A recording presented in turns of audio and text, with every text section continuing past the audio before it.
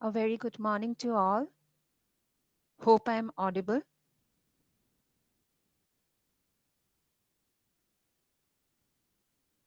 Yes, Okay, it's audible. thank you. Um, Once again, a very good morning from the Department of Trichy Rajagiri. We welcome you all to our second day of our FDP on control applications with MATLAB session. And today I welcome Dr. Venkata Kirthiga. She's a faculty with National Institute of Technology, Trichy. She was awarded her doctoral degree from NIT Trichy in distributed generation and microgrids. She has publications in referred journals and conferences, and she is also reviewer for the journals related to power and energy management. I welcome Dr. Venkata Krithika for our today's session. And before we go into the session, I kindly request everyone to mute the mics and also off our cameras for a better clarity. Thank you all and have a good session.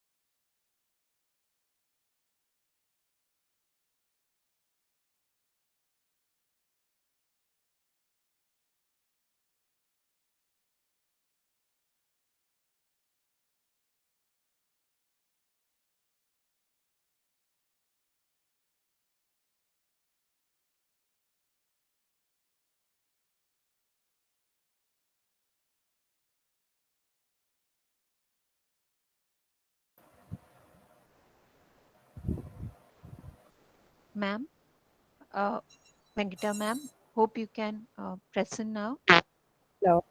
Hello. Hello. Am I Yes, ma'am. audible? Yes, ma'am. Okay. Sorry. Actually, my Gmail got logged out, so got an issue. I will join back. Okay, ma'am. No worries. So very good morning to all of you. Thank you for the introduction.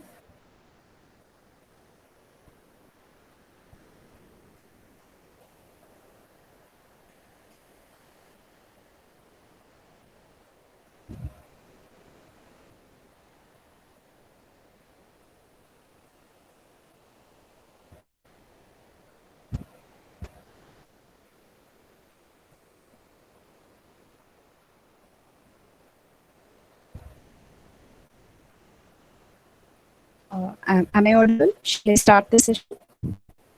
Yes, ma'am. You're audible. Okay.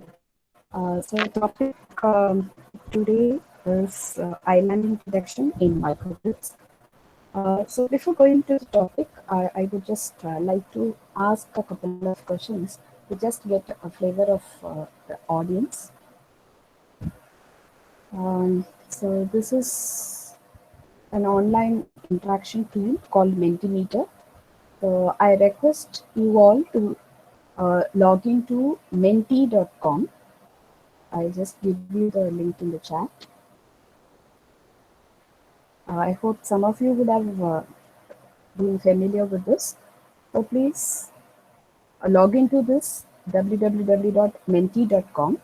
It will be asking you a code. So the code you have to type in is 462146.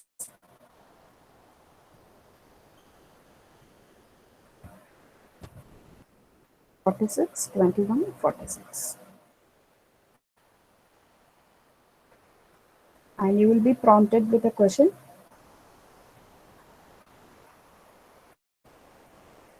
So I would request the participants to just answer this. We will have an yes or no question. Are you from Power Systems background? Please log into www.menti.com and use the code 462146.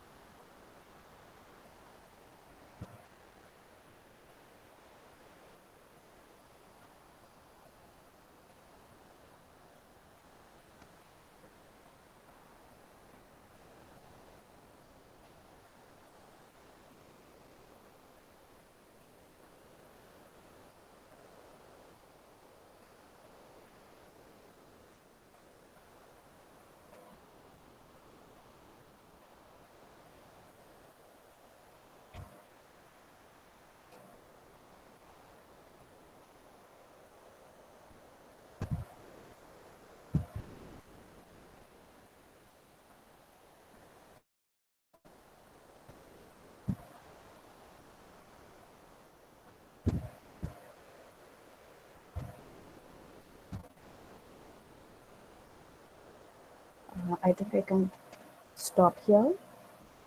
Roughly there are 43, 44 entries where majority are not from power systems. So 34 are not from power systems. Okay.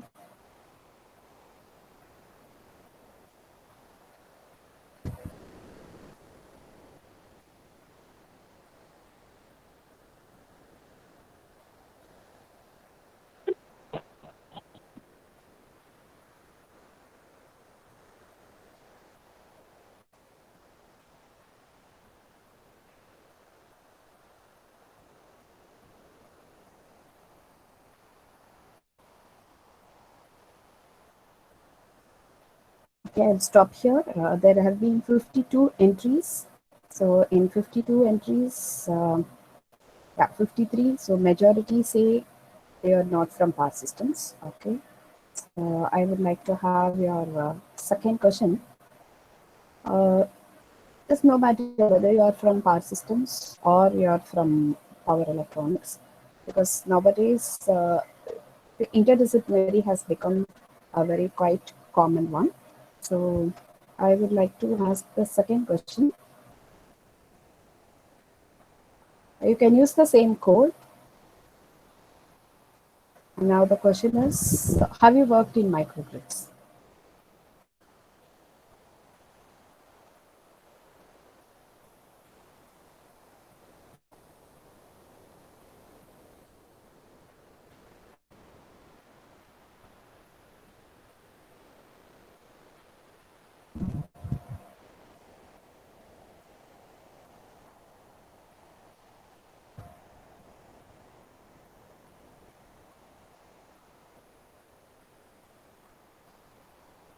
So let me wait for the same 52 entries, 52 to 53.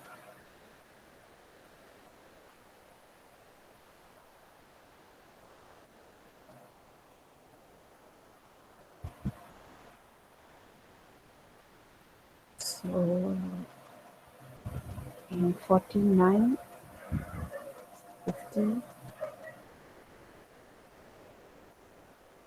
Okay, so the same 52 roughly, but here more number of no's are there.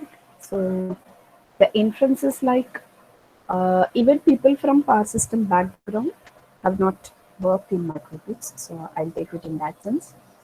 Okay, so this is just a quick review for the speaker to get to know about what exactly is the target audience.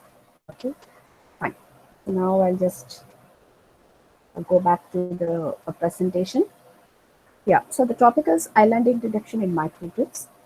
Um, I just took that survey just to know about the target audience, so that I can just decide to what deep, to what depth I can go about with the introduction. So I have two parts of my presentation. The first one is introduction to islanding detection in microgrids. So here I'll be dealing with what exactly is islanding, what are the different types of islanding, and what are the techniques which are followed today all over the world as far as islanding detection is concerned. And the next part of my presentation goes with my own student's work. He is my first research scholar. He has completed his PhD and he is working in NIT Allahabad. So he has suggested some very simple dynamic detection techniques, and we have done all the simulation work in MATLAB, and we have got excellent results. So I'll be presenting you the crux of his, research work, and where I'll be discussing about some case studies. So now going to the introduction. So these are the contents for today. Uh, First, we'll see about introduction, and then we'll be looking at the classification of microgrids. Then we'll see what exactly is element detection. Then we'll have just an insight into active and hybrid element detection, and finally we'll see the case studies. So this is the hierarchical power systems. So because there are not many people from power systems, but I hope many are from electrical engineering. So you know the basics of power systems. So we have mainly generation, transmission, and distribution. And distribution also includes utilization of electrical energy. So when it comes to hierarchy, we normally first generate some way, and then we pool the power into the transmission system, and then we just transmit the power to very long distances, and then we distribute it according to the power requirement and the voltage requirement. Ma'am, sorry for the interruption. Ma'am, your Yes. slides are not being presented. Are they slides? Yeah. 1 second. Okay. And also, ma'am, there is a slight disturbance. So if the webcam is switched off, maybe we can get better Okay. clarity. Okay, ma'am. Thank you, ma'am. Okay. Yeah. Yeah. Thank you. Thank you. I'll just switch off the camera.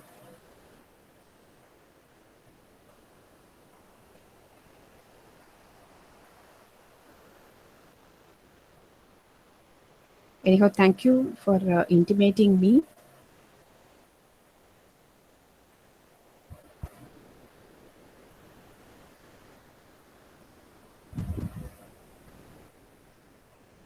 Yeah. Now is it visible? Yes, ma'am. Yes, ma'am. Now we can Okay. see your slides. Okay. Thank you, Thank ma'am. you. Thank you for the feedback. Yeah. So now this is the contents for the day. As I have told you, we'll be just looking at what exactly is islanding and what is the method we are following universally for identifying this. And we'll have a quick recap on active and hybrid islanding detection techniques. And finally, we'll just discuss some case studies. So I'll just skip off this. Now, before going to islanding, what exactly has led the power engineers to think of this islanding, right? So this is a small one-line diagram of an utility grid where we have some vulnerable points. So now if you look at this line, which is, shown here, if you take this left side of this line, you have a particular, I can just say, I have one system over this side, left side, and I have another a system on the right side, and this two systems are being connected through this particular line. So I can also call this line as a tie line, which is a very famous terminology as far as power system engineers are concerned. So now if you look at this, these 2 points are the very vulnerable points. Now why do we call these 2 points as vulnerable points?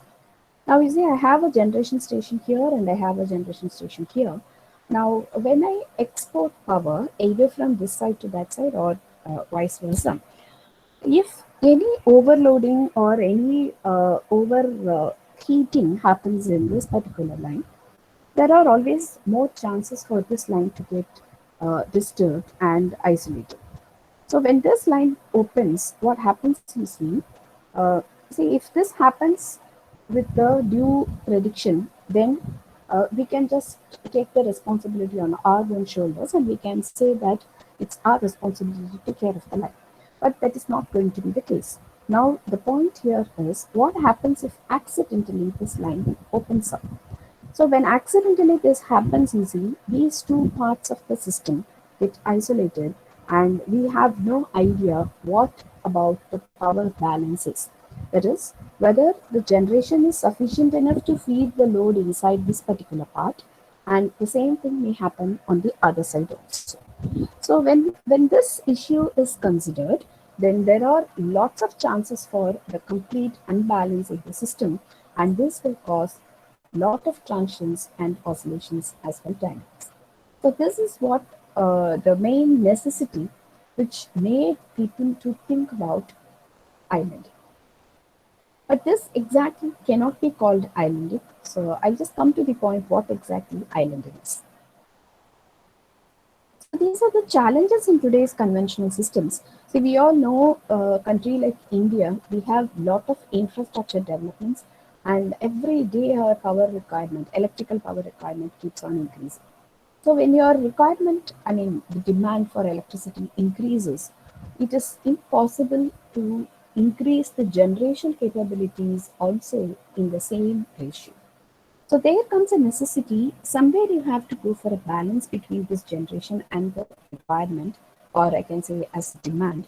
So there comes the challenges in today's conventional systems, how to meet out the increasing demand. So in order to meet out the increasing demand, it is not only sufficient to think of expanding the generation, but we should also think about the possibilities of optimizing the existing system. So when it comes to optimization, the system should be flexible enough to accommodate your changes. So there is not much flexibility available in the conventional systems. So that is one of the major challenges in today's systems. And coordination capabilities. See, but this coordination capabilities have improved a lot in the last few years because we have gone for a single national grid. Because earlier we had five grids in India, that is northern grid, southern grid like us, and we had lot of coordination issues. But now, after pooling everything into a national grid, we have improved a lot in this coordination capabilities. And proprietary architectures, see in India, in many states, private sectors have not come for open market trade. So still they do trade with the government and they are selling whatever they generate to the government. And it is the single, I can say there is a monopoly in electricity as on date in India, where the direct dealing of the customers are there. But in near future, we can expect there will be an open trade or open market in electricity like any other market. So you will be available with two, three providers. So from whom you want electricity, it's your choice to purchase. And till date, this proprietary architecture has some restrictions, and we have to abide by the grid codes and the grid issues. And supply and demand imbalances, this is what I told you, and high deployment costs. So when it comes to the conventional systems, it is not very simple or it is not very cheap. So you have to invest more if you want to expand the conventional power systems. And the distributed energy resources, DER is distributed energy resources. It is nothing but your renewable as well non-renewable resources which can be distributed throughout the system, not necessarily to be located near any, I mean, what I can say, for fuels or not necessary to be isolated somewhere. So this distributed energy resources are still underutilized because if you see tidal energy has not been explored a lot, thermal energy underground has not been explored a lot, even wave energy is being still under research. So mostly we are just exploring only solar as well wind, but wind is not a very constant source of supplier. So we are more reliable as well dependent upon the solar energy. Fine. So now what is this distributed generation? So this is just a quick intro to people because many are from non-power system backgrounds. So the generation which is applied at distribution level, because the hierarchy which I showed you in the previous diagram says that we generate somewhere and we distribute it somewhere. But now the trend is changing. Now the trend has changed in such a way that whoever has the capacity to generate electricity, you can generate at your own end and you can just export it into the grid. So because of that, this has got the terminology distributed generation because it is connected at the distribution level. That is one reason. The other reason is the generation has now got distributed throughout the system. So it's no more going to be getting accumulated or focused only in a particular region. So now here the generators may be located either at the site of the consumer or it can be at any isolated site too. And we have some cogeneration and new technologies. So what is this cogeneration is, you don't call a particular power generation unit as a cogeneration. See, if you have a very big industry, for example, the one which is known to me is BHEL Trichy. So they have a very big solar power plant, and what they do is they just generate. Actually, if I'm not wrong, the capacity of that is around 2 to 3 megawatt, and they use this power generated over there for their complete lighting schemes. So it is something like they just use whatever they can generate for themselves. So in that case, you can call it as cogeneration. Okay. So if I'm commercially establishing a particular power generation station, a solar plant or a wind plant, then I cannot call it cogeneration. So that is the small difference between cogeneration and the distributed generation.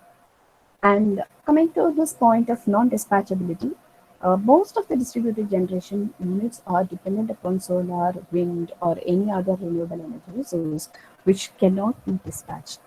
What is this dispatching is? See, dispatching means uh, just allotting the power to whoever wants at whatever time. Now, this cannot be done as far as renewable energy is concerned because you can only utilize whenever it is available. You cannot demand power whenever you want.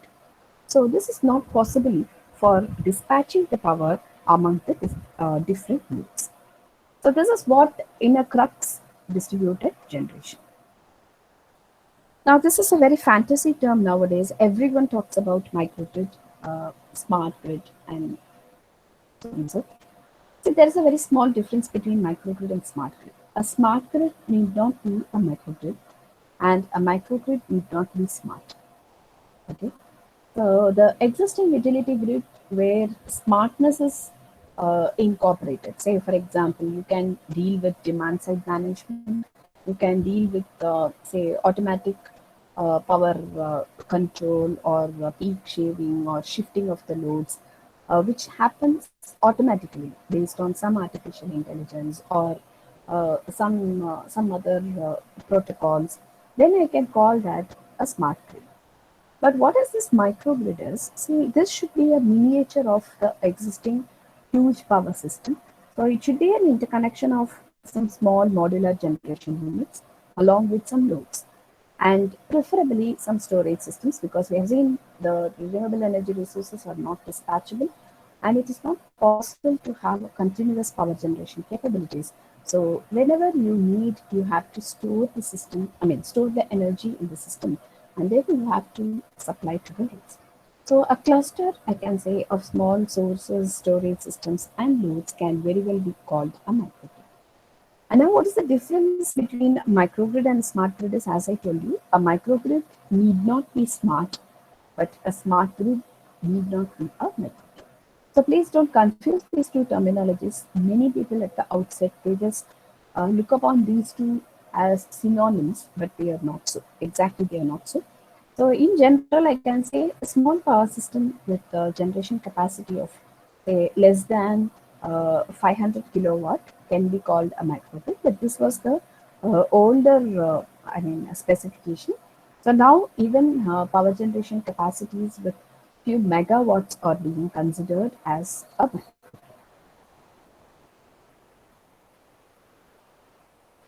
So these are the different definitions which are given.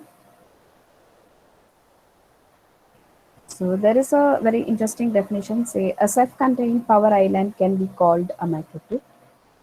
Um, so the co-located power generation systems, right?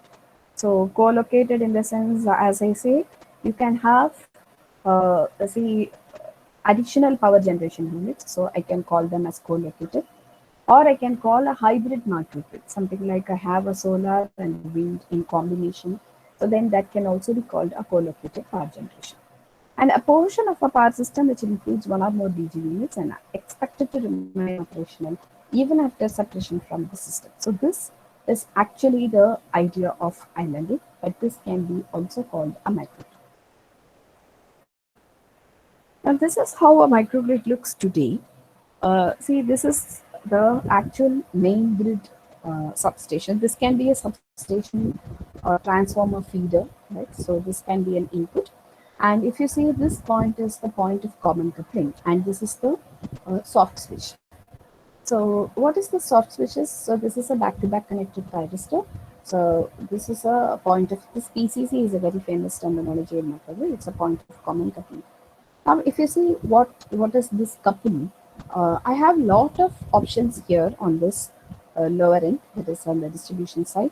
I have PV, I have batteries, right? And then I have a combination of electric vehicles and PV. So what exactly is this combination of electric vehicle and PV if you look at? See, normally this is called uh, see, grid to uh, vehicle and vehicle to grid terminology. So what exactly is this? See, suppose I'm not planning to travel anywhere, right? So these two can work in combination together. So suppose I'm not having any plans to travel for 1 or 2 days and my car battery is full. Now what I can do is I can just make use of this energy which is stored in the car battery by discharging it into the grid. So the circuit is very simple. It is exactly the same circuit which we have in our home inverters. So this can be made use of in your uh, house appliances, or I can say lighting bulbs. Suppose if you are planning for traveling after 2 days or 3 days, then the previous night you can just put your vehicle on charge and then you can just travel. Now, what is the advantage of this is, see, the life of the battery always improves if you keep on charging and discharging rather than just leaving it untouched. So the benefit is on both the sides. So suppose you have a very cloudy day today and you're not planning to travel also, then you can just make money.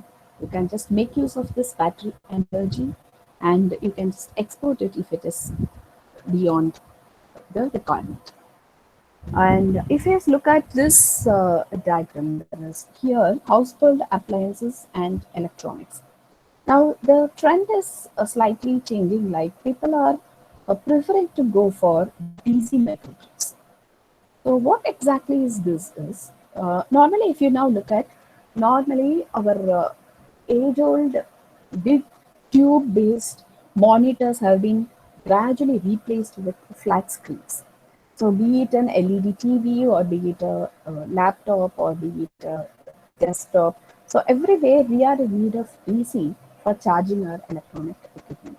So our mobiles. So in a house, everyone has now 1 or 2 mobiles, and we have a laptop, and we are in need of DC energy every day to some extent. So now the idea comes like this: why not we have another circuit in our household? Like you'll be familiar with the distribution board, which is at the entrance of your house. Normally, normal 2 bedroom or 3 bedroom houses will have at least 3 4 circuits. So now why not we have one circuit exclusively for DC, where some plug points in your house will directly give you DC, so you need not go for any adapter. So this is going to be the near future microgrid. And in this case, if you can put on some PV on your rooftop, then you need not connect any inverter at all. Directly, a stabilized DC power can be circulated through a particular circuit in your house, where you can directly charge your mobiles, laptops, and you can switch on your LED TV, everything using your DC circuit. So you need not go for any adapter. So now this is how the microgrid, or I can say the power system today looks like. So it is not that simply as it was looking at, I mean, some 20 30 years back. So now the entire scenario has changed, and you have too many components, and too much of power electronics and digital electronics into power systems are now playing a very major role, and this is what actually the trend for today's power systems, right? Okay, so this is what the unanimously accepted definition. So I have taken this from an IEEE paper. So this is normally a cluster of loads and distributed resources. So this can operate in a grid connected mode, operate in an islanded mode, as well there can be a write through between the boundary nodes. So what exactly is this is, see, I have a point of common coupling over here. Now if this point of common coupling continues to be connected to the grid, then I can call this as a grid connected mode. Whereas if this point of common coupling opens, now you see this entire structure is islanded from the power system. I can say utility grid or I can say substation transformer. Then in that case, I can call this a complete island. Whereas I can just have this utility grid as a backup. Suppose I am capable of generating my own energy here. Now this can be a small community living space, or it can be a gated community, or it can be a bulk consumer, say something like an engineering college or like a BHEL, or it can be a small scale industry. So if I'm capable of satisfying my own requirement, then this utility grid becomes a backup. Say, suppose I have majorly of solar and wind and I am having a very heavy shower today, then there is very hard chance for solar as will be. So when both of them are not supporting, I cannot withstand the complete load with the battery. Then during that time alone, I will switch on this and then I'll draw power from the grid. Whereas when I'm having a very clear sky and I'm having a sunny day, I'll have both solar and wind, or solar is in excess or wind is in excess. Then I can make use of the energy which is available in this locality. So this is what the meaning for this third point, that is I can also have a ride through between the two modes, that is grid connected mode as well in the autonomous mode. So this is just a comparison to give you a picturization. This is the central generation mode, that is wherever you have fossil fuels, you just locate the power station, then you pool it, then you distribute it. But that's not the case today. Now you see, wherever I have buildings, I can just put on solar plant, I can use fuel cells, I can have wind energy. Microturbine is an upcoming area, which is a very small gas turbine, which can run at very high speeds. Very normally they go up to 140,000 RPMs. So this is a German technology, and because of cost, it has not become very commercial in India. But still, this is in research, and they are just planning for an indigenous design. Once that is being successful, then it is possible to get such a very handy small generators which can be commercial. So this is also connected. Now I can call this linked as a PCC. So this is also connected to the central power station, or I can call the central power plant. Fine. So now if you look at here, this is a typical microgrid. So I have a distribution substation at this point. Now you see what happens is I have different types of consumers. Now I have a residential consumer. I have a commercial customer. I have local generation, right? So wherever possible, I have this switches. So that is the reason why I have taken this diagram. Now you see, if I want to disconnect this part from grid as well from the rest of the system, then I can open this connecting connection as well this connection, and this becomes a small I can call microgrid, or nowadays people are using the terminology nanogrids, right? And picogrids are also coming up. So that depends upon how big your system is and how much is your load. So now here you see, if it's possible, I can have this as a small island.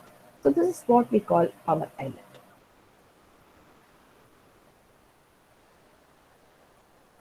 Okay, just skip off these diagrams. So this is what happening today. So this point of common coupling need not be a single point. It can also be a circle like this. That is nothing but a ring system. So wherever possible, I'll generate and then I'll just pump into the system. So it is just a pool of electric power system, and I can just draw from wherever possible. So this is what the updated technology today,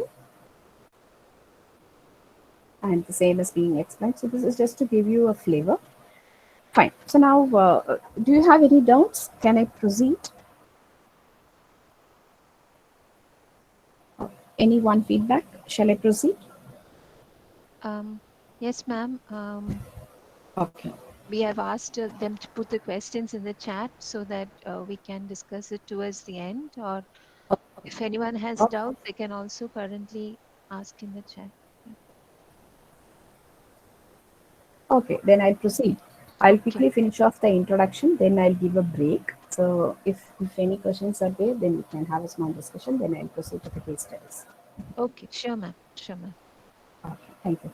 So now this is the perspective from which we are looking at this microgrid. So there are two perspectives normally. One is from the utility side. So if you imagine you are standing on the utility side and looking into the system, say for example, uh, if you are standing here, right? So if you imagine you're standing here and looking into the system, then that is the perspective of a utility grid. Whereas if you are a residential customer or you are a commercial customer, and if you are standing here and if you are looking into the system, then the perspective is from the consumer, or I can say the customer perspective. So that is what highlighted here. So from the utility side, this microgrid is looked upon as a small controlled cell of a power system. Whereas from the customer side, you don't feel any difference. It is just the power system which gives you a very reliable, a very supportive voltage and with a reduced losses. So from a customer point of view, you don't know whether it is a microgrid or it is a utility grid. It's none of our business. So far as we get a very good reliable electric continuity, or I can say connectivity, we are not going to worry about who is the supplier. But from the utility side, if you say you have a microgrid, then it should be a controlled cell. You cannot have it uncontrolled at any cost. So this is an example for a microgrid. So here I have shown in different colors. So you see this is a small, uh, I mean, uh, some peach color, and then you have a green color, and you have a ivory. So now this is the utility grid. I can call this circuit breaker or the isolator as the point of common coupling. So this is the point of common coupling. Now you see this even single customer can be called a picogrid, or it can be called a nanogrid. And here you have few customers along with a DG. This can be called a small microgrid, or even I can call this as a nanogrid. And this complete system can be called an island or a microgrid. So now what is our next focus is when and how you should open this, right? Or in other words, what is going to be the issue if this is opened without intimating to the utility site, or what happens if this islanding occurs without any prior intimation. So before going to that, we need a small understanding about the architecture. So these three are the main components of a microgrid. So you should have local microsource controllers, and there should be system optimizer, and there should be focus on the distributed protection. So the last topic I'm not going to touch because it's more emphasis has to be given upon power system protection. So I'm just not going to touch the last one. So we'll just have a quick glance on what is this local microsource controller, because the topic of the FDP is actually control system applications. So I think this needs a touch up so that it will be more relevant. So these are called micro sources. So that is micro turbines, photovoltaic cells. As I told you, micro turbines are the upcoming technology. So if there are people who are doing PhD now, so you can just focus on this. But I'm not sure how far this will become a very common technology in India. And now what is this microsource controller going to do if you see? See, these are the examples for the microgrid sources. But what is this controller's job? Now it has to respond to the system changes. See, what happens here is you have uh, you have the risk of say disturbances as well system changes from all sides as far as a microgrid is concerned, because when you are more dependent on the renewable energy resources, there are a lot of chances for uncertainties. Something like solar uncertainties can be there, and wind can also have a lot of uncertainties, and there are a lot of fluctuations possible from the source side. Whereas on the load side, it is always quite common to have fluctuations as well, the possibilities for any unexpected changes. So, if you have a small controlled microgrid, then there should be a controller who is capable of responding to these system changes. You cannot simply leave it off uncontrolled. And for that, communication is very, very important. But there are now localized solutions coming up. So you need not worry much about communication. But earlier, people started to explore how about using SCADA or some other communication technologies. But now people have started to focus on wireless communication, or I can say Wi-Fi or satellite based or internet based, right? But this Microsoft controller should not bother about what type of communication exists between these sources, right? So it can be a wired communication, it can be a wireless communication, it can be through mobile communication, but irrespective of those technologies, this Microsoft controller should be capable of coming into action whenever its service is required. And you see, the third point, it's very, very important. The feeder power flow should be regulated because you cannot have unregulated feeder power flow because after you connect the renewable energy resources, there are chances for more power to flow on the existing feeders, which may increase the thermal stability, sorry, which may pose a threat on the thermal stability on the feeders. At the same time, you have issues with voltages also at the interfaces because when you bring in a wind energy resource, normally the interface matters a lot. If you're having an induction machine as an interface, then what happens is normally people start the induction generator as a motor and then switch over to induction generator. So when you start a huge induction motor, roughly say of 8 megawatts, because nowadays I heard single wind turbine with 8 megawatts has become possible. Earlier it was up to 5, but now they have gone up to 8 megawatts. So if you have a single induction machine which can operate as a motor with a maximum capacity of 8 megawatt, it's not an easy job because it will draw a very huge reactive power which will easily cause voltage fluctuations and make the grid a weak grid. So that voltage regulation has to be taken care of by this microsource control.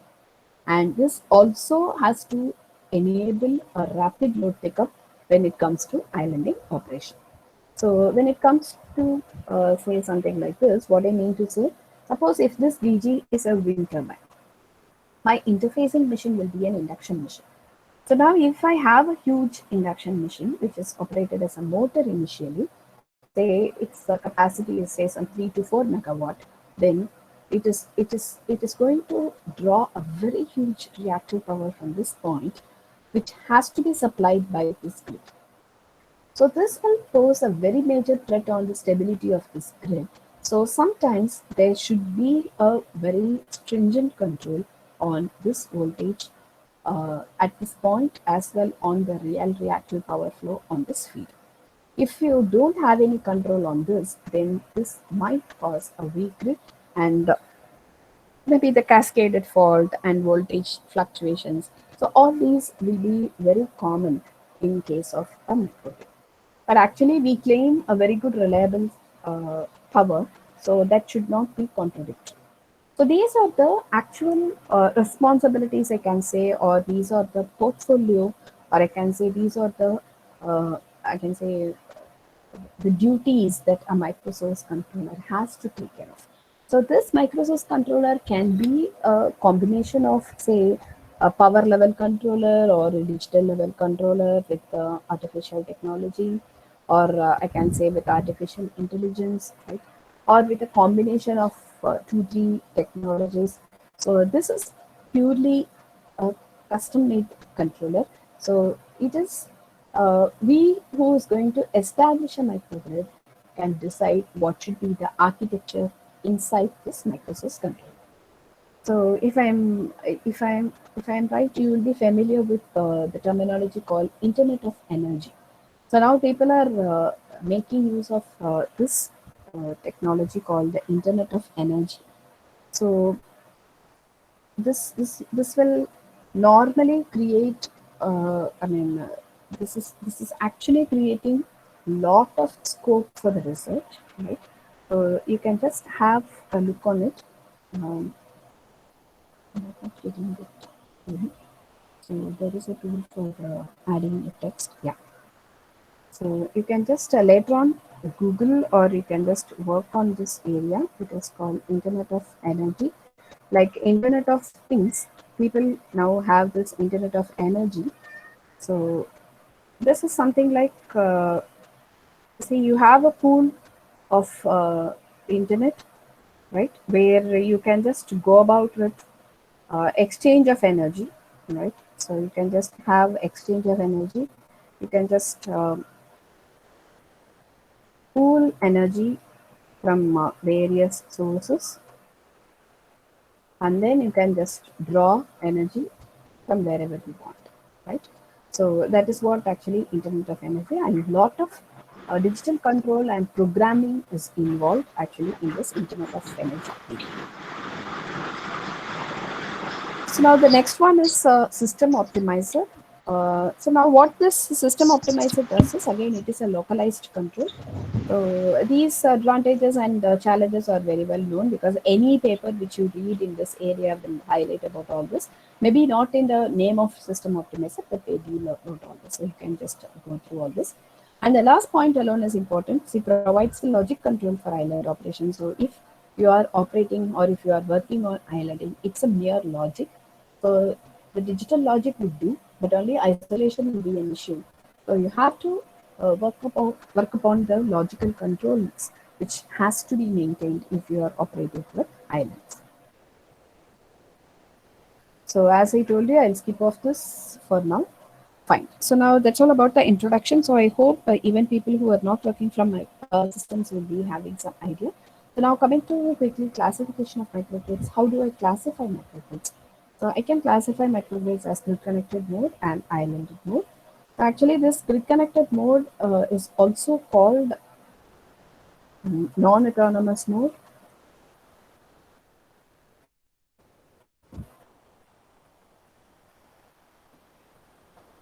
and islanded mode can also be called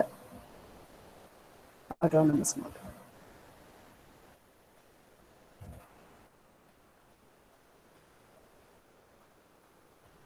So these are the synonyms. You can either use non-autonomous mode, or you can use grid connected mode. You can use either islanded mode or autonomous mode. Now coming to this islanded mode of operation or autonomous mode of operation, there are two options. Either you can create this island intentionally, or this can happen accidentally, right? So what is this intentional islanding? If it is a planned island, that is, planning can be with respect to timing, that is when the islanding has to occur, and planning can be with respect to the power level, that is with what connected load the island should be running, and the planning can be with respect to the number of generated units, as well the number of loads or type of loads. See, there are many types of loads, like sensitive loads, insensitive loads, and all. Say, for example, hospitals come under the category of sensitive loads, so they need uninterrupted power supply throughout. So that there you cannot have a scheduling, or you cannot have peak shaving. Whereas when it comes to domestic loads, then it is a very it's a highly insensitive loads, because it's not going to be a life and death issue if you don't have power for 1 hour. So that is going to be the difference between sensitive and insensitive loads. So based on all these, if you plan that so and so has to be isolated from the grid, and if you operate it, then it is called a planned island.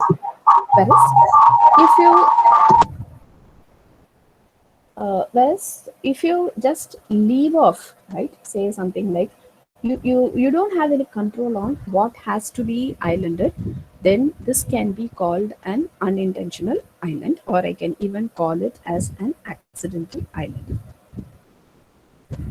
So now this gives the basic modes of operation, that is autonomous and non-autonomous. So in case of autonomous, you call it islanded. So in this case, it serves the customers without any grid support with several types of DJs. So I can have many different types of DJs, and who should be there inside the island and who should not be there inside the island is what the major decision making that you have to do.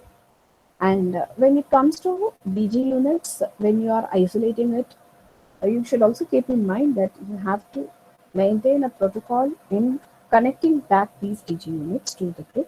So you have to go with a synchronization algorithm.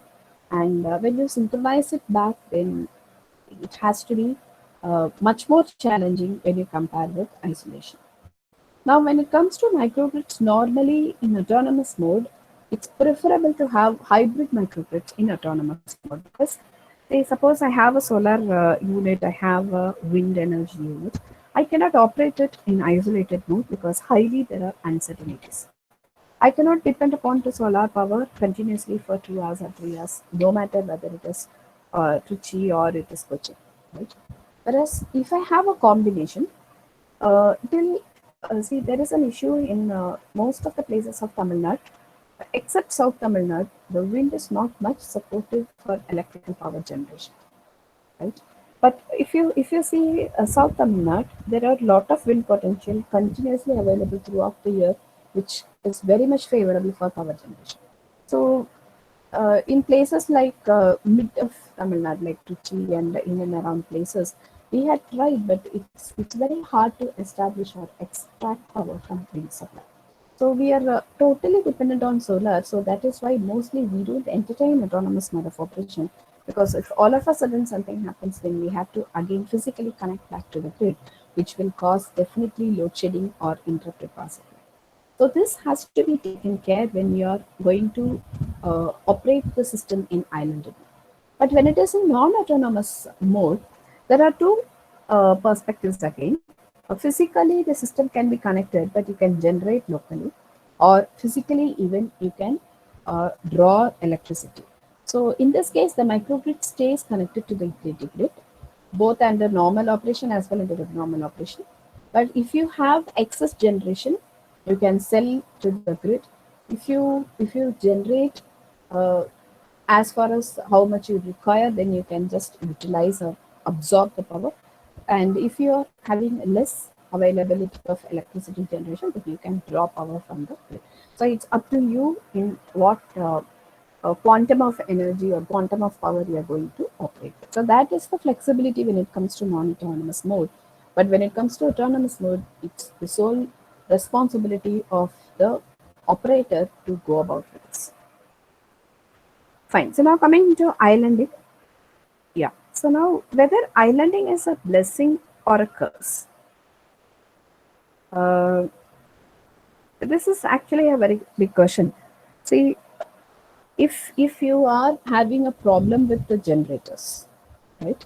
Say what I mean to say is you have some rotating interface, right? The interface also matters. So if you are connecting the renewable energy resources through rotating interface, something like PMSG, that is permanent magnet synchronous generators, or induction generators, and due to some dynamism, if there is a problem, right, then you have to take a call and you have to disconnect the generators if it is very much essential. If not, then this may result in an unintentional islanding, which is called an accidental islanding. But sometimes what happens is any problem on the grid side may travel and disturb the microgrid. So in that case, you have to again take a call and isolate your microgrid. Of course, if required, you can just shed off some load, and in that case, it is called intentional islanding, which should be an alternative for a stable operation, right? So, as far as this question, blessing or curse, you cannot answer it because sometimes it becomes a blessing, sometimes it becomes a curse. So, the word effective islanding is now picking up because whenever you want, you have to go for islanding. Whenever you don't want, you have to, I mean, go with a grid connected mode. So that is where this islanding becomes a very important parameter. So we have to go with an effective islanding rather than calling it it is essential or not essential.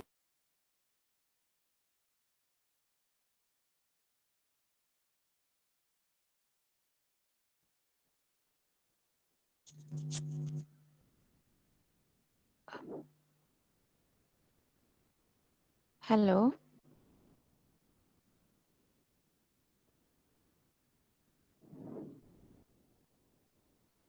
Um, Ma'am, I think your audio is gone.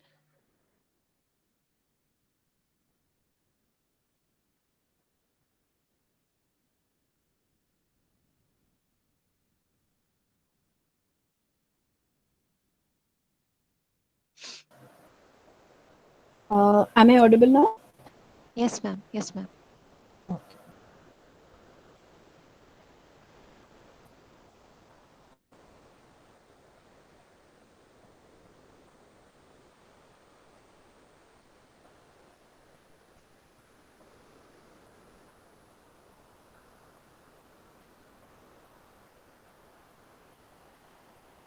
Okay. So this is just a summary slide about islanding issues. So you have three modes. One is grid connected, pre-planned, and unplanned. So grid connected, there is no point of islanding. You just operate it with some strategy. And pre-planned is you should know when you have to island, whereas unplanned is it's a mere accident, right? Fine. So now what happens if accidentally islanding occurs? So that is what actually the focus of the research which we have done. So down this is the diagram which we have shown. Say suppose I have an isolator over here and this isolator opens accidentally, right? So I think quite introduction has been given about islanding. So now you hope you can get a picture what exactly an island will be. So now suppose I have an isolator over here, and if this isolator gets removed off, and there are many different cases at this point. See, these DGs, that is DG1, DG2, DG3, can generate exactly equal to the load connected inside it at the instant of islanding. Then that is called perfectly matched load condition. Whereas there can be generation greater than load inside this island, or the other case, generation can be less than the load. Now, this totally decides what is the consequence of this island, right? Now, if the islanding is something like this, okay, so here you see there is a few numbers of loads and there is one single digit. Now, in this case, if you have imbalances, then it is very easy. You can just isolate this and you can manage. But that is not the case if this big system is going to experience an event. This is from literature, so there are a lot of. Okay, so why do I show these two comparisons? See, if I have an accidental island over here, then detection of this island is very crucial in both the cases. But here, even if I detect it a bit late, it's not going to create uh, a too big issue because I can just isolate this part of the system and I can manage stability with this. But that's not the case with this previous system. Here I have a bigger system where if the power imbalance or if the voltage and frequency issues are too heavy, then this will definitely have an impact on my main utility grid also. So there comes the necessity for a very quick as well effective islanding detection, and this is why the problem we chose was islanding detection. And when you do literature analysis or literature survey, lot many people have worked on islanding detection, and there are many standards also like IEC standards, IEEE standards, Korean standards, and many standards are there. And most of the standards say your islanding detection time should be as fast as possible. And they talk something about the quality factor. So this quality factor is nothing but with respect to the load which is connected at the point of common coupling. So this is totally beyond our control. But we can try with different options. And when it comes to standards, they have given if the quality factor is 1 or roughly say up to 2.5, then 2 or 2.5, then it is best to have the least possible annealing detection time of 200 millisecond, right? So if you can suggest an option of islanding detection unit whose detection time is less than 200 millisecond, then that is far appreciable and encouraging, right? So this is what we have identified from the literature survey, and we just started to work on islanding detection because it was very much interesting that most of the islanding detection solutions, right, were very digital. There's nothing much to do with hi-fi power circuits, right? So these are this slide gives you a very compact classification on types of islanding detection. So basically, there are two types. One is remote technique, and the other one is going to be a localized technique. So in remote technique, why I have given this diagram is I need a communication because my sensing unit is somewhere at a remote location, and the control room will be definitely at a far location. So I have to depend upon a communication system. But in case of local techniques, my locality has its own detection unit, so I need not depend upon the communication. And now the focus of today's case studies are upon local techniques, and these local techniques are classified into three categories. One is passive, one is active, and the third one is hybrid. Now, this is a pictorial representation. So, before I go to define what is what, you see, in passive, there is a meter. I mean, literally, there is a box which shows you some values. And in active, there is a drop, right, with ripples. And I have another box which shows some reading. And in hybrid, it says box plus this ripple. So now I'll just give a pause over here, and I would like to hear from the participants. Can you guess what exactly is this difference, right? Can I have the answers in the chat box? What do you think exactly is this active islanding detection? Because in passive islanding detection, there was a meter, so anyone can say you're going to put a meter over there and you're going to measure something. But in active, there is a ripple with a droplet of water or whatever it is.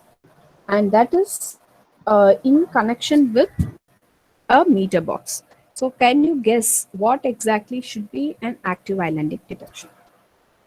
Any few guesses, you can just type your answer in the chat box.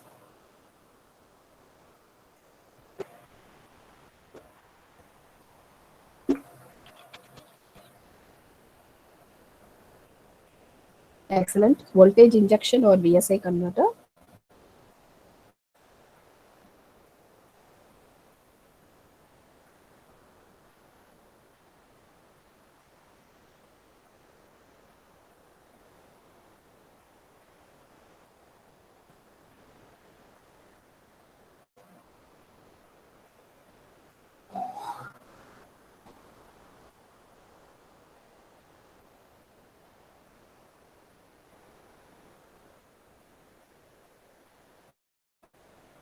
Yeah, Mr. Anish has mentioned what you're saying at DHL Trichy is called captive generation. Yes, but they do have cogeneration also. Yeah, I have visited. So there is a small diesel generator coupled with the alternator, and they are doing cogeneration also to meet up the factory load. But I do agree with you. It is actually a CPP along with the CHP. Power quality. Let me come to this after a short while. Yeah, with the diesel generator backup operating in DG set mode during ED failure. Yeah, so it has posted 3 questions. I'll come back to that at the end. Okay, so voltage injection is an acceptable answer. So if there are no other answers, I'll go back to my presentation. So you're right, actually, it's not exactly voltage injection, not necessarily be exactly voltage injection. Yeah, I can repeat the question. See, what my question is, what do you understand from the diagrammatic representation of this active islanding? I have shown you a ripple created by a droplet.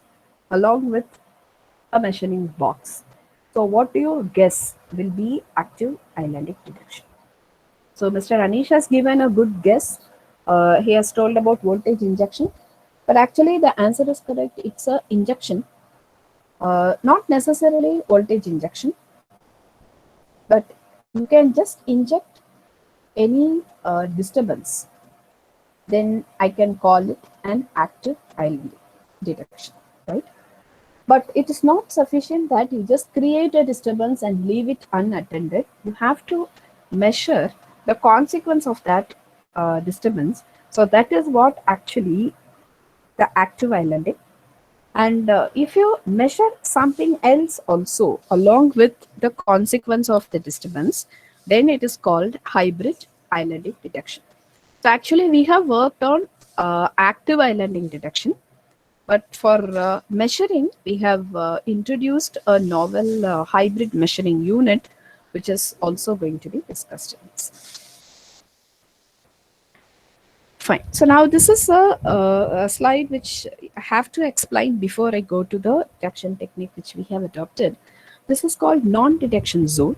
So what exactly is this non-detection zone is? See, I have considered a very critical case of suppose what if the power generation and power demand is exactly equal, right? Say for example, I have a microgrid where I have few DGs. Now, say suppose the DG capacity all put together amounts to say some 8 or 10 MW, whereas my demand is say some 7.5 or 7.8, right? So obviously now if you see including losses, I can meet out my own requirement. Now if I have such a microgrid which is physically islanded accidentally, right, then if you just keep on measuring the voltage at the point of common coupling, what I mean to say is, supposing this DG is exactly generating what I need over here, right? So that is what the perfectly matched load condition. Now, if I simply put a meter over here and if I keep on measuring the voltage, frequency, whatever I want to measure, right?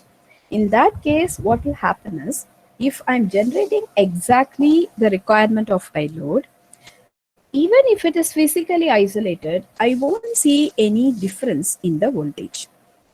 So this is what the major drawback of the passive technique, because in passive technique, they simply keep on measuring at the point of common coupling. So that is what I'm trying to explain over here. This is 1 second. At 1 second, I'm creating an island, right? Now I'm voluntarily maintaining the power generation and power demand in the microgrid exactly the same. So what happens, you see, this green color, right? So this green color is 100% load and generation matching. So what exactly happens here is, there is no change in the voltage at all, right? So the ABC voltage, three-phase voltage is measured and it is converted to DQ sequence, or I can say DQ voltages. And the VD, that is direct access voltage, is just taken and plotted over here. This simulation has been done in MATLAB. And now if you look at here, if there is 100% power matching between the generation and the demand, then there is no, or I can say hardly, there is any voltage fluctuation. So if the voltage does not fluctuate, then it is very difficult for a passive method to identify there is any disturbance at all. Now, if you change the load, say I'm keeping on decreasing the load, say 98, 95, 92.5, 90%. When I keep on decreasing the load, what happens is the voltage fluctuation keeps on increasing. I mean, the voltage measured keeps on increasing. Whereas if I keep on increasing the demand, then my level of the voltage keeps on decreasing. So it becomes an easier job for you to identify just from measuring the voltage. But the real challenge lies exactly when the generation and the demand matches each other and still physically there is an island. So this is what the actual challenge is. Now this challenge in addition uh, makes a real challenge, right? Only when certain types of interfaces are there. Okay. So these are the electrical interfaces. So we have advanced power electronic interfaces like rotating machines, and then what I can say, inverters, right? And you can have a variety of interfaces. So when it comes to types of interface, it also matters in the, I can say, accuracy as well, the easy or the easiness with which you can detect the island. So now we have fixed for inverter based. Before going to the next topic, I would just like to have another small question.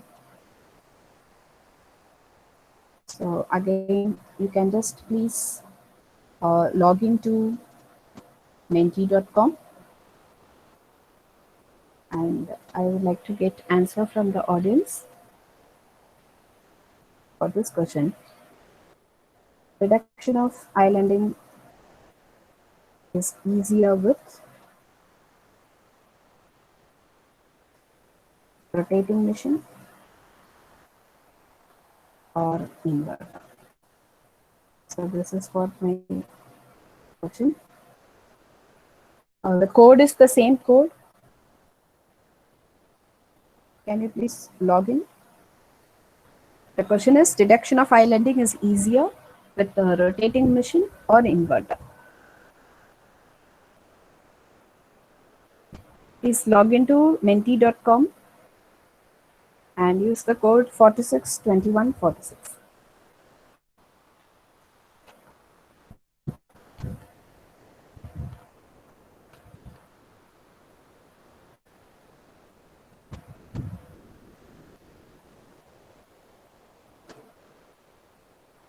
Twelve have answered. 14, 16, 17, 19,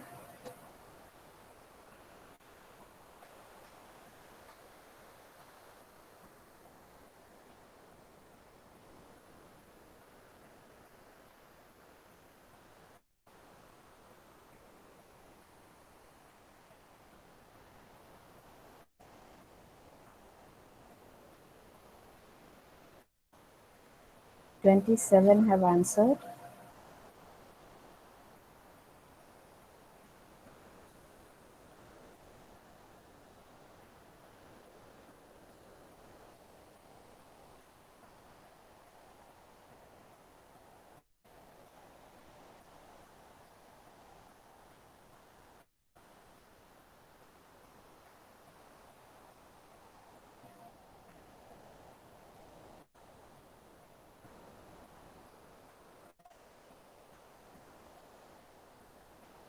34 have answered. 36.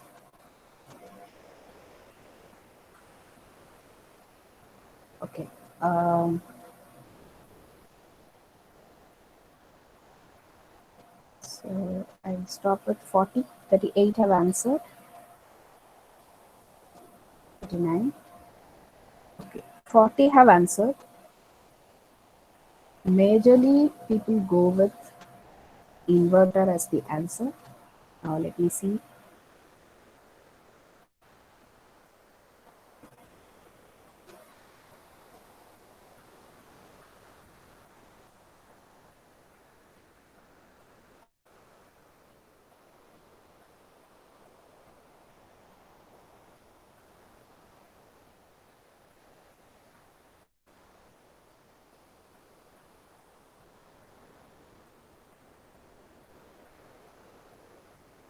So this is the result. Uh, okay, among 51, 35 have opted for inverter. Okay, so I'll stop the survey here. But actually, majority of the people have voted for detection of islanding is easier with inverter, but that's not the case. To your surprise, detection of islanding is very easy if you have rotating machines, whereas it's very difficult if you have inverters. The reason is the rotating machines do have the inertial issues, and it is very easy to identify the variations in the dynamism, right? If you have an inertial system, when you compare with a static system. So we have taken the problem as two, I can say, very tough, or I can say the very worst operating conditions. Like, what if a small microgrid isolates with a perfectly power matched condition, and if I have inverter?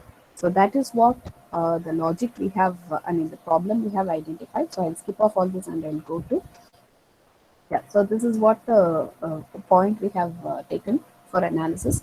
So if I have two same rating interfaces, I have a rotating machine and I have an inverter. Now what is the difference is, in a rotating machine, because of the inertia of the system, it is very easy to have the dynamism reflected on the rotor. So it is very easy to identify the frequency fluctuations or the voltage fluctuations.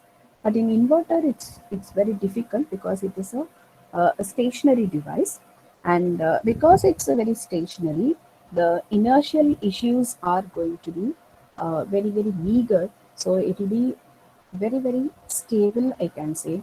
So there comes the real challenge.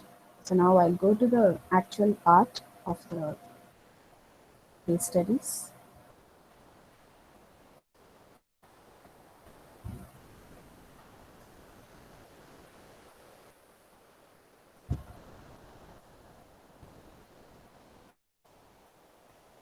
I hope the screen is visible.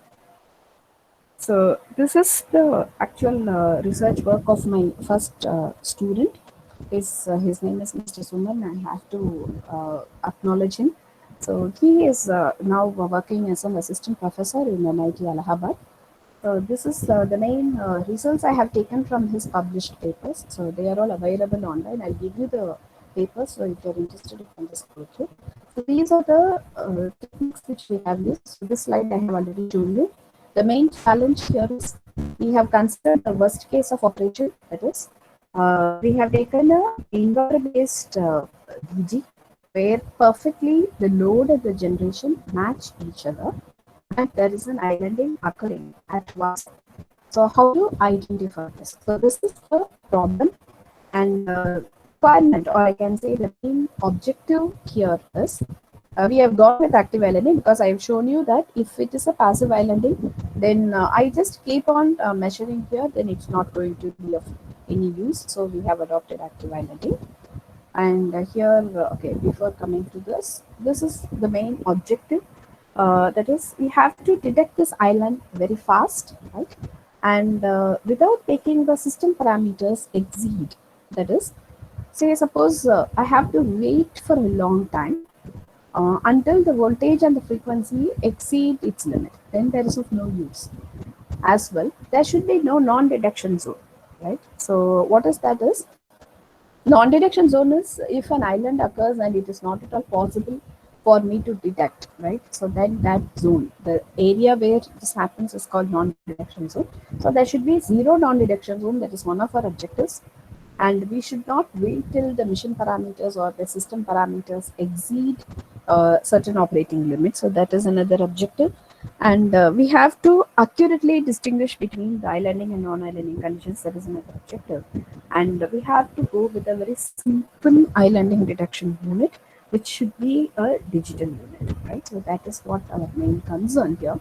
So that it's very easy, and it's going to be very cheap also to implement, and it has to be very fast, right?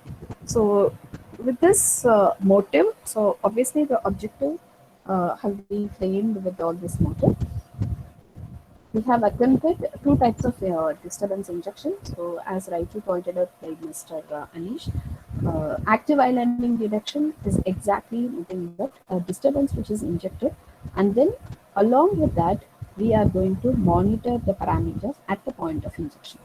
So we tried with two types of injection. One is B-axis injection and the other is Q-axis injection.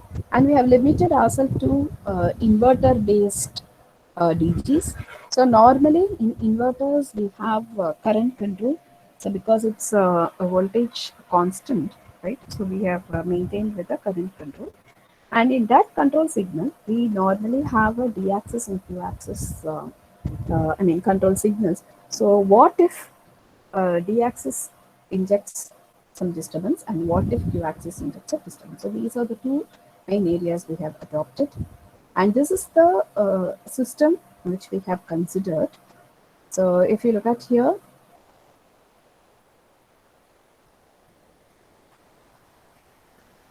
if you look at here, this is the RLC load we have taken.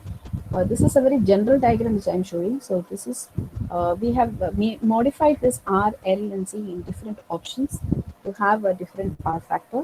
And this is the DG unit.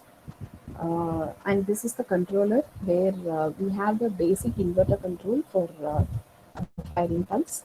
Along with that, we have implemented this islanding detection control unit also. And this is the point of common coupling. We have added a circuit breaker in MATLAB simulation. And this disturbance is going to be injected continuously into the. Now, how to decide what is the nature of this disturbance? So we have done some trial and error. I will explain that.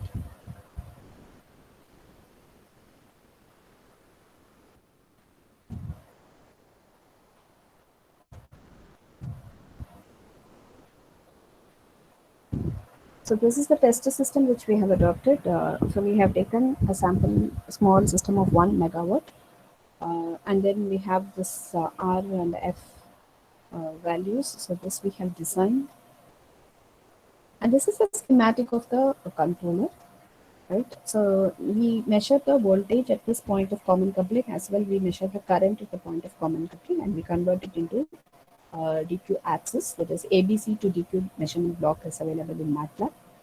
And we have a PLL. This VPCC, that is voltage at the point of common coupling, is fed to the PLL, and we take out the frequency and the phase angle of that. And here, say actually when your DG is say connected to the grid. Now this complete system is my distributed generator, right? Now, when you have this, this is the DG unit, and when you, this DC supply can be from a battery or it can be from a solar unit, or it can be from, say, a permanent magnet synchronous generator, where AC to DC and the DC to AC conversion is possible. So this can be a DC link also. So now we have not initially worried about all this. We just coupled a DC source and then we just tried for simulation. And in this case, normally we have the current control because when a DG is connected to a microgrid, we normally operate it in PQ control mode. That is, I need not worry about the voltage and frequency because my grid will take care of the voltage and frequency once I connect it here physically. So I have to worry only about how much is the P and Q, that is real and reactive power, which is injected at the point of common coupling. Am I injecting or am I drawing, or what is the limit, right? So those points alone I have to worry about this. So normally we call it as PQ control mode. For PK control mode, I have to normally control the current only because the voltage is constant and it is a shunt connected, or I can say parallel operated. So the currents alone need to be controlled. So this is the basic controller which normally we adopt for inverters. Based on this ID differences, ID and IQ are this ID and IQ. So this ID and IQ is being given over here, right? And this VD and VQ are these measured voltages from here. So now based on this, the actual reference and the actual are given over here.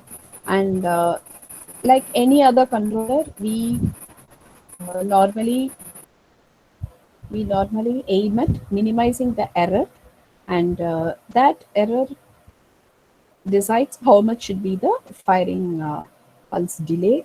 And this is the very conventional control unit for an inverter.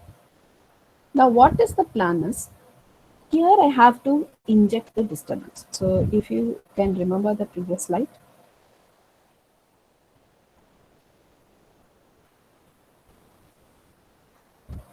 injection of disturbance takes place over here, right?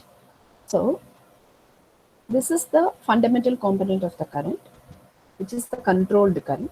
Now, along with this, I'm going to add the disturbance. Now, this is what the logic which we have followed. And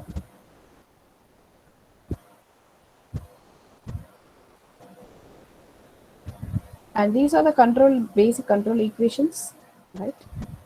So this is the real and reactive power in the dq axis, and from that I'm computing my IDIQ. Actually, these are available in all standard inverter design. And here what we have done is we have designed a disturbance signal which is IDRL into sine omega t. Now, what is this IDRL is actually that is the peak value, right? Peak value of the disturbance current, and it has been trial and error. Detection. We have arrived at that just 1% of the rated direct access current is sufficient enough to work as a disturbance signal, right? So we'll see that. And based on this, okay, I'll come to this point. Now here I have ID and IQ. So I can inject in one method, I can inject disturbance in Q axis, and in one method I can inject disturbance in D axis. It is seen that if I inject disturbance in Q axis, then the frequency is getting altered. And if I inject the disturbance in the D axis, the magnitude of the voltage is getting disturbed. So this is what actually our inference, and based on that, we have monitored this variation in the magnitude and the frequency of the voltage at the point of common coupling, and from that we are just using a digital, what I can say, analyzing unit based on which we identify whether there is an island or not. So this is what the logic we have followed. So first I'll show you how it is influencing the frequency analysis. So this is what the block diagram of the controller which we have used for Q-axis disturbance injection. So this is the basic ABC which is measured at the point of common coupling, and this is rate of change of frequency. So we are just extracting the frequency from the PLL unit, and the rate of change of that frequency is being determined. And this is a normal PI controller, and the absolute rate of change of frequency is being taken, and mean of that is computed. And this threshold again has been given based on the literature survey. And whenever this absolute rate of change of mean exceeds the particular threshold, then high signal will be generated from this controller, which is an indication that there is some islanding, right? And why have we given this 80 millisecond as a timer? Is this is a delay, because from power system point of view, we have a terminology called event, that is power quality event. So we need not take action for small disturbances. So this is an acceptable limit, because if you remember, the literature survey says islanding reduction should be less than 200 millisecond, then it is appreciable. So here 80 millisecond is an accepted delay, because if you have some voltage fluctuations or if you have frequency fluctuations, then it may not mostly sustain beyond 80 milliseconds. So for every small voltage fluctuation and frequency fluctuation, my unit should not mal operate or mal identify it as an island. So voluntarily we have given a delay of 80 milliseconds. So if this average rate of change of frequency is absolute value of the rate of change of frequency is exceeding the threshold limit for more than 80 millisecond, then the decision says that there is an island detected. So this is what the logic we have followed. It's a very simple logic. It's going to be very easy for implementation using the digital controls. So all this we have done in MATLAB, but because there is an issue with the MATLAB file, I couldn't run it and show you. And this is the logic which is shown in the form of a flow chart. So first what I do is I just inject a periodic current of 1% magnitude and 20 hertz frequency. And then we are measuring the voltage and extracting the frequency of the voltage signal at the point of common coupling using a PLL. And then we are measuring the absolute value of rate of change of frequency and taking the mean of it. And then if it is exceeding the threshold for more than 80 milliseconds, then I can come to a conclusion that there is a high. Right. So this is what the actual control equations for frequency analysis, or I can say Q-axis disturbance injection. So if you see here, I'm extracting the current at the point of common coupling, and then I'm extracting it as ID and IQ. Then I'm computing the ID and IQ reference. And if you see, the disturbance signal is injected along with the IQ. And this is the voltage which is measured at the point of common coupling, right? And now this is monitored continuously. Now, what is the impact of this disturbance injection if you look at here? If I don't inject this disturbance, because I hope you remember the condition which I gave you is the perfect power matching condition is being considered. That is, if I am connecting a DG unit of 1 megawatt, right? Now, this is the, this is not a remote measurement. This is the, on-site measurement. So I need not worry about the losses. So if I have a 1 megawatt load and if I have a 1 megawatt capacity DG, and if it isolates along with that particular load, it becomes really a challenge to identify if there is an islet. So that is the condition. So if I don't inject any disturbance and if there is a passive measurement, when you see the red color line, there is no difference in the frequency of the voltage at the PCC. Whereas if I add a disturbance, then what happens? I am islanding here at this point. So after I inject the disturbance, I am getting a considerable change in the frequency which is being measured. Now, how did I decide the disturbance signal should be 20 hertz frequency, right? So this we have done with the trial and error.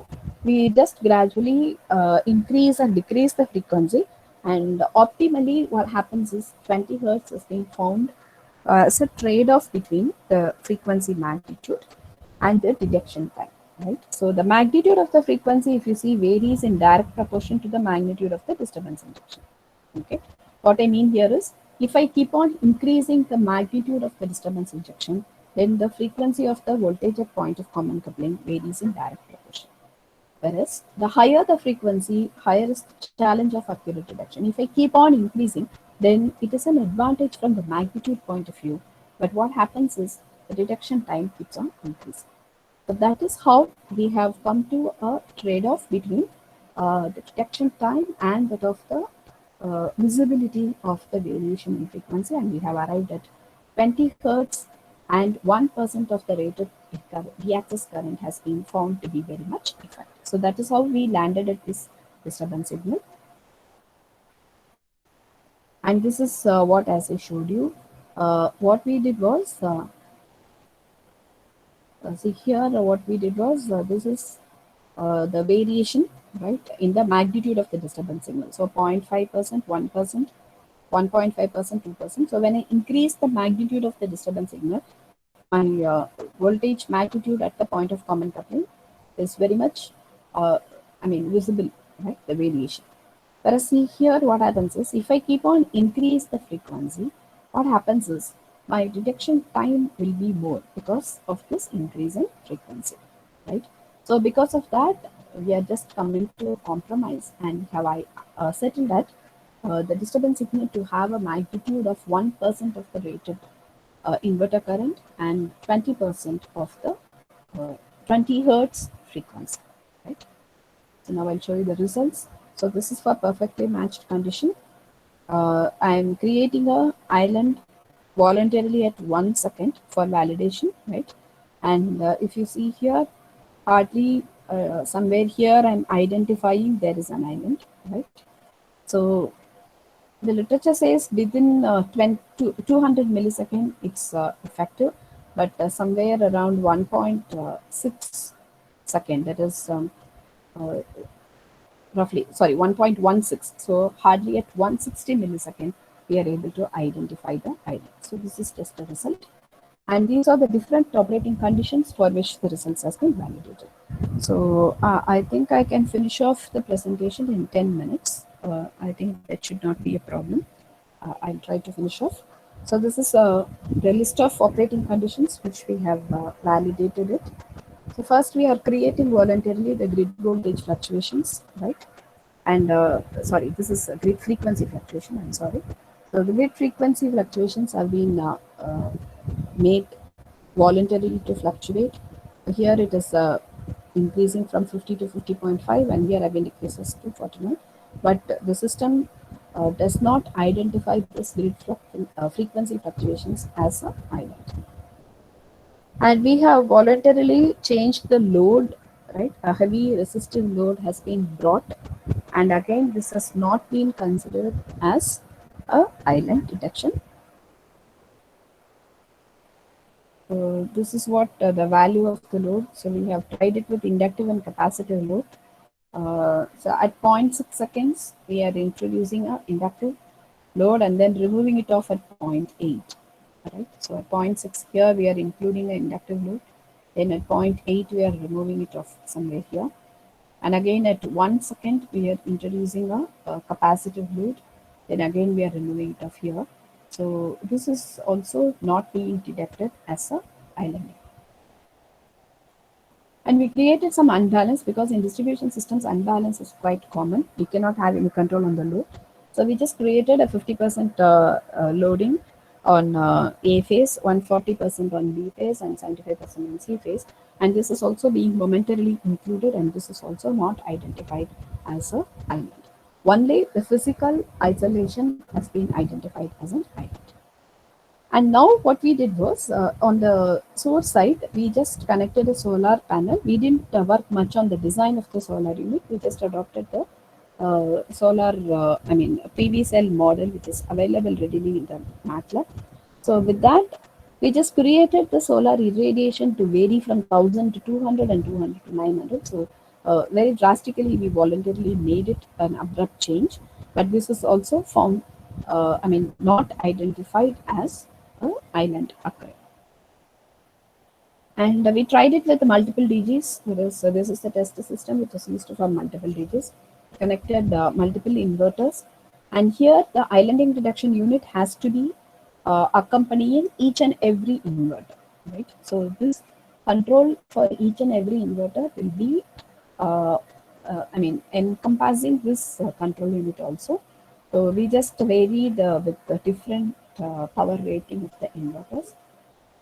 And it was found that when you exactly isolate, only you are getting the identification signal. But we tried with monitoring the connected system. See, for example, this case one is 3 DGs are connected with a load of 900 kilowatt and they are isolated from the load at 1 second. Right? But 1 DG is continuing to be there. So there is no islanding signal generated with that 4th DG, whereas islanding signal is generated with 3 DGs. Right? So this is the signal which is measured at the connected DG. Now this is the next part with the D-axis injection. The previous one was with Q-axis. Now this is with D-axis. Actually, this D-axis is still more simpler, but we added one low-pass filter. I'll tell you at the end why we have added. Otherwise, it is a mere KI design, and it is a simple PI controller.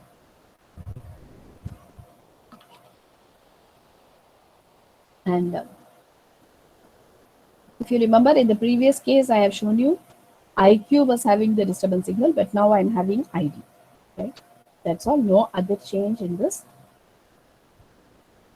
And a similar voltage expression you will get it for the voltage measured at the point of common coupling. I can quickly skip off this. The same logic here. We changed the magnitude and the frequency of the disturbance signal, and we arrived at it. So this is a trial and error. Yeah. So now this is what the measuring unit, which was a real contribution by the student. So what we did was we inject a disturbance and then we are measuring the voltage at the point of common coupling. But in literature, many people have worked with just the absolute value of the voltage. They have continuously monitored. But what we have shown here is we are just taking a mean value. We are just taking the mean value, as well we are taking the absolute rate of change of the mean value. Uh, 1 second.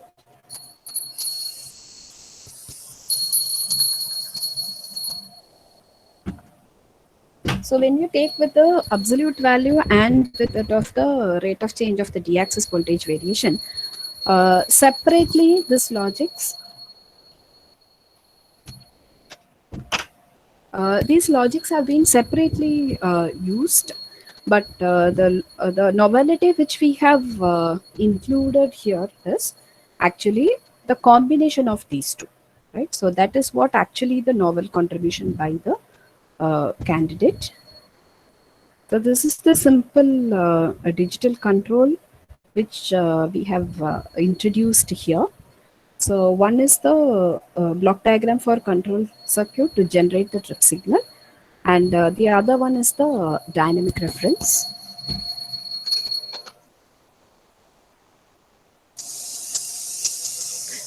So here, what is happening here is ADVV mean and AROCOD. That is nothing but rate of change of this d-axis voltage, and this is the mean value. So individually we are including a threshold over here, and then this is being compared with the AND gate. So this is actually the contribution, or I can say the novelty included. In literature, we have these separately, but we tried of why not combine this, and this has given very encouraging results.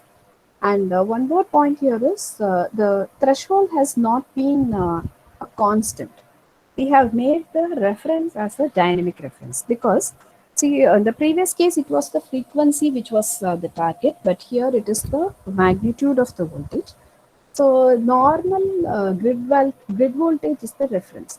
But if you fix a reference as a say static reference, what happens is if the grid is already at say slightly instead of 230, suppose it is operated at 232 or 235, then that is considered to be the standard, right?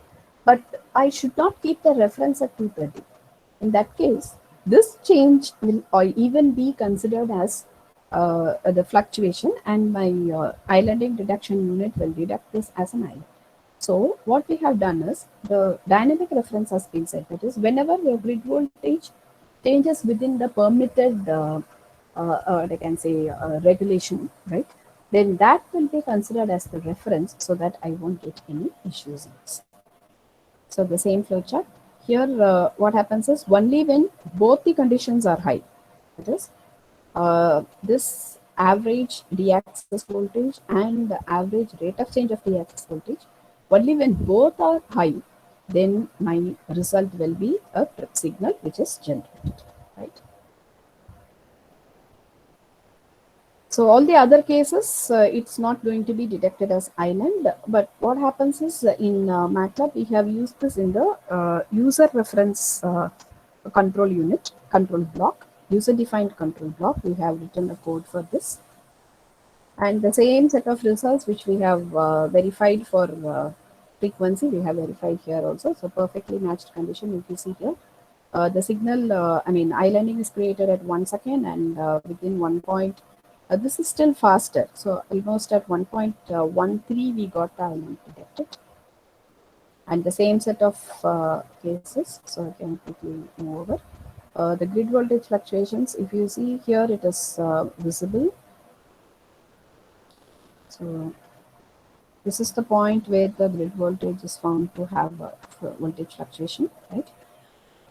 And this is not identified as an island. Then the same set of load and balance and load switching, right?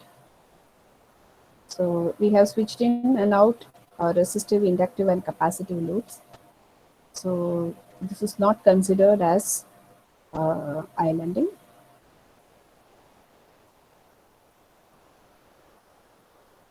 And additionally, we tried for open conductor fault as well with some unbalance. So this one is the open conductor fault, and then we created some unbalance in this. This is also not being identified, and we tried with multiple DG. So this is the decentralized islanding detection. And if you see here, the islanding was detected even before 100 millisecond. Okay. And we tried with uncertainties in solar irradiation. The similar one, we have drastically changed the solar input. It was not identified, it was not mal-operated. And we tried with rotational inertial systems also. We just went for a combination. So this is what I said, when you have a permanent magnet synchronous generator, normally it is a practice to have AC to DC and DC to AC. So here we tried, it also worked out, right? But one issue is there, so we had to add a filter, that is a band pass filter. Right. Just to show you why do you need a filter. So here we have a Q-axis injection. So everywhere it worked well within 200, because I'm creating an island here and I'm able to identify before 200 milliseconds. The same set of variations. So we have set the pattern for validation, load grid fluctuation, load fluctuations. Then we create grid frequency fluctuations as well. As well, we just tried with uncertainties. So because it is PMSGs, we tried with wind velocity fluctuations. So that is also found to be very much stable. Yeah. So now what is this importance of the filter if you see? If I don't use the filter, right, the fluctuation in the frequency is found to be more. Right? Whereas if I use the filter, then the unnecessary fluctuations are being suppressed, so that unnecessarily my signal will not go above the threshold. Right? See, for the same case, if I don't use this filter here, right, now the signal is exceeding the threshold, whereas if I use a filter, then the signal is less than the threshold. So this is why we have used a filter for grid frequency fluctuations not being mal identified as errors. This is not to boast the work. These are my, publications out of islandic detection we have got. You can even search in IEEE website, right? Or you can check out in my web page. These papers are being mentioned. You can even go to author search. So we had very good set of publications. If you see, we had IEEE transactions on industrial electronics, industrial informatics, and recently last month we got one paper accepted in industrial applications. So this is a very upcoming area. So people who are doing PhD, you can just have a look into these. These papers you can go for further studying, because all these results have been taken from a variety of combination of these papers. So I'll stop here. Thank you for the patience listening, and really sorry I have exceeded the allotted time. So now we can just have um, any doubts or interaction. Thank you, ma'am, for the informative session, and surely it will help the researchers who are into this area. And ma'am, I hope I can start with the questions that were posted in the chat. Yeah, Um, sure. yeah, and a few of the questions you had read initially, I'll just repeat them. How can we define power quality in a LVDC network? Is there any standard for PQ in LVDC presently? Yeah, actually, power quality standards are there, but now they are redefining the standards, because after introduction of the DGs, they are just revisiting the standards, and they are formulating the grid codes. So if you can Google, you can get the grid codes. So subject to the grid codes, you can just connect your distributed generators in LV systems, both AC as well DC, because now we are slightly getting into LVDC systems also. So there are grid codes. So I'm not. I'm not on fingertips with the value, but there is a grid code recently released by the power grid for DC also. And but this is under, they are working out on it, so it is not finalized. Okay, ma'am. The next question is, can we call a conventional power system in a building with diesel generator backup operating in DC set mode during EB failure as a microgrid or a nanogrid? Yeah, actually, see, this point I wanted to emphasize. Many people misunderstand that microgrids should have only renewable energy based generation units. No, it's not so. You can even have a diesel generator set, which can be very well called a microgrid or a nanogrid. So what decides this is the capacity of the load and the position or the place where you connect. That is, if you connect the generator unit at distribution level, then you call it a DG. So it can be always a DG set, that is a diesel generator set, can also be called a nanogrid or a microgrid. And we can use it as a backup for the utility grid failure. It is accepted. Okay, ma'am. Next question is, in grid-tied solar PV system, is there any scope to supply reactive power requirement to meet low demand, especially in a rural area?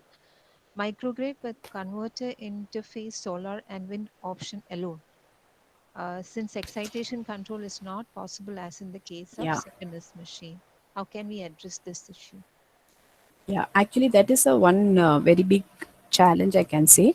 But what people do is they just go with capacitive banks over there. So it is not. It is possible to have Q power injection using inverters, but it is not possible to have a sufficient Q supply, because when you have a wind unit, and it depends on the interfacing machine. If you are using with induction generator, then it is not possible to supply with the inverter. So you have to go with a capacitive bank as a supply for Q. Okay, ma'am. Next question is, what is synthetic inertia, which we read in some recent research papers, and it is told as a solution to maintain inertia in a RE-rich power system during load generation unbalance.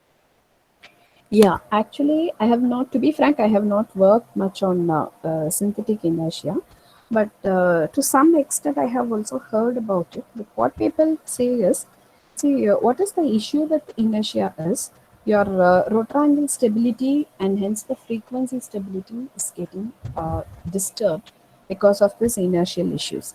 So they are trying to address it by compensating. So that is possible to some extent, but because I'm not having a hands-on experience, I'm unable to answer it. But I Okay, think they are working on it. okay, ma'am. Thank you. And is it possible to apply VSM, virtual synchronous machine concepts in microgrid? Yeah, yes, it's possible. It's possible. And recently, many people are working with this. And I heard one of my UGPG junior, who's working as assistant professor in NIT Calicut, he is working on virtual synchronous machines, and it is possible. And only thing which you want to be expert there in that case is you should be well versed in coding as well, modeling. So if you are capable of effectively modeling, then it is much more possible to use the concept of VSM in microgrids. Okay, ma'am. And I have which simulation software can be used to simulate rotor angle stability. Is it possible with ETAP? Yeah, it is possible with ETAP, but we experienced an issue. We tried with fault current contribution estimation by synchronous machines and induction machines in ETAP, but the backend coding we were not able to address.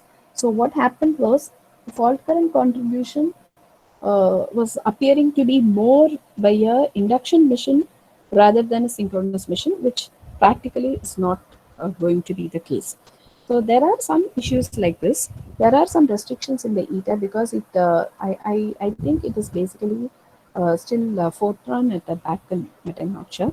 So there are some issues related to that. Other than that, ETAP can be used and PSIM can be used, and you can very well blend coding and simulation in MATLAB. So in the recent versions, there are many options. So you can powerful options are there in MATLAB recent version. So there you can just go with user-friendly or user-defined control blocks, and you can embed programming into that. Then it is much more flexible. Okay, ma'am. One more question is that can we use electric vehicles for energy management of microgrid? What are the problems associated with? Yeah, definitely you can use, and that is what I said. People call it E to V and V to V. Sorry, V to G and G to V. That is grid to vehicle and vehicle to grid. So you can exchange power between a electric vehicle and the grid. What are the problems associated with this? The major problem is SOC measurement and management. So normally an electric vehicle battery, people say it should not be allowed to drain less than 30%. A minimum of 30% charge should be maintained. So how do we measure and ensure that the battery is not drained less than 30% when it is discharged? At the same time, the battery life will be very good or prolonged if you always maintain charging between 30% to 90%. So maintenance of that SOC and SOH, that is state of health and state of charge of the battery, is the real challenge. Otherwise, people are now working on the more possibilities of it, and more towards battery management is now coming up. So battery management and SOC maintenance is one of the major issues from my point of view. Because see, from a domestic customer, we may not have provisions for measuring the state of charge of the battery and maintaining it. So that is where the real challenge lies. Okay, ma'am. And I also think the advances in making the battery is also a big research area, which is Yeah, coming up with all these in line. and they are working on supercapacitors and Yes, so yes. fast chargers. Now, Fast. fast chargers are the good area. And Right. I heard GE and many other companies are now focusing more on commercializing this fast chargers. Fast So chargers. we have to focus on that. Yes, ma'am. Ma'am, thanks a lot for the wonderful session and also be staying with us patiently to answer through all the questions. Um, thank you, ma'am, once again. Thanks Yeah, for thank you so much. Thank you for the opportunity. Because I have to especially thank Shanti Madam for this opportunity because she is my teacher, and really it's happy that she had invited me to her college. So I have to thank her because she was a great inspiration for us when we were students, and now we are trying to follow some of the techniques which she used to follow in teaching. And I would request all the participants, because majorly you would be working in an academic institution. So now we are transforming into online mode. So when you go into online mode, try to adopt the digital technologies, because there are a lot of tools available to make the session interactive, because that is a very big challenge, how to hold on the students attention. So there are a lot of tools to uh, make the sessions more interactive, like the one which I have attempted here, Mentimeter. So there are a lot of tools available, so please make use of that uh, to make your lectures interesting. So thank you so much. surely, ma'am. That was advice which we need in the teaching current teaching mode of online Yeah, situation. Thank you, ma'am. Thanks a lot. Thanks. thank you, thank you. So shall I leave the meeting? Yes, ma'am. Thank you, ma'am. Yeah, thank you, thank you.